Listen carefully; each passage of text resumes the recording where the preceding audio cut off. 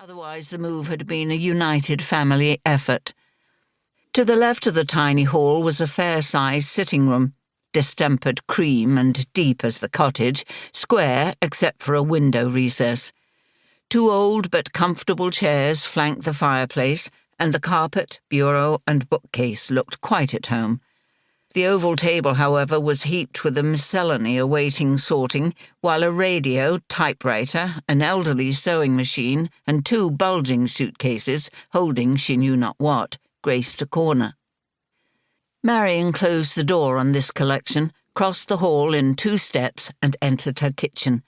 This was the same size and shape as the sitting room, but boasted a second door leading to a long, narrow extension at the back, which housed a sink, a rusty beeston, and cisterns connected by a Laocoon-like assembly of pipes.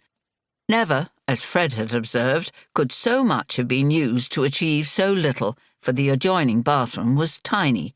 Nevertheless, it was there. You might have, if not to sing for your supper, to pump for your water supply, which came from nothing as prosaic as the mains, but from a well in the garden, but at least your bath could, eventually, be filled. The kitchen contained an electric cooker, and a wall heater glowed reassuringly, since the paving stones of the floor, though now disguised by an old carpet, were icy cold. Her china was already set out on the built-in dresser, which occupied most of one wall, giving the room a pleasant, lived-in look. There was also a kitchen cabinet, needed since the larder had suffered a sea change to make way for the bathroom. A large table, 4 kitchen chairs, and a small fireside seat completed a scheme which was neat, if not gaudy. In the matter of chairs, Joan had overruled her sister. "Hermit you may wish to be," she had observed distantly, "but even you may have visitors from time to time, not to speak of your own flesh and blood, who might well prefer not to stand." "I don't need all those," Marian had muttered.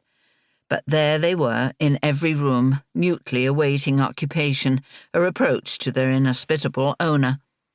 At least there were only 2 beds, though both of them were double. A guest room? Not if I can help it, she vowed, beginning to clear away the remains of the picnic meal which she and Fred had shared. Having washed up, she was instantly in need of a cup of tea, which she felt might give her strength to continue unpacking. Then she would have an early night, rising like a giant, refreshed, to take up the pattern of her days and to do what she had longed to do for so long. To write in peace and solitude, without let or hindrance, for it was this that had brought her to Sixpenny Holding.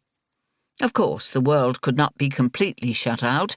She knew it, but the writing should and must come first, for if here in her ivory tower, however humble its guise, she could not capture the lovely thing which had beckoned her for so long, then Tom was right, and what she had done was folly indeed. She became aware that the kettle was boiling rapidly, and from the damp cloudiness surrounding her, had been doing so for some time. She made her tea, cut herself a large hunk of cake, and went into the garden. Somehow, out of doors, with the sun still streaming down, her new life seemed more real than inside the cottage. And how delightful to be able to munch and drink in your own garden without the sound of a window being raised, the sight of a twitching curtain, the knowledge that your every movement, however innocent, would be overlooked. Could they, those ever-watchful neighbours, indeed be figures from the past? Surely in a moment the gate would open, the voice of one or the other be heard. Poor souls, she thought.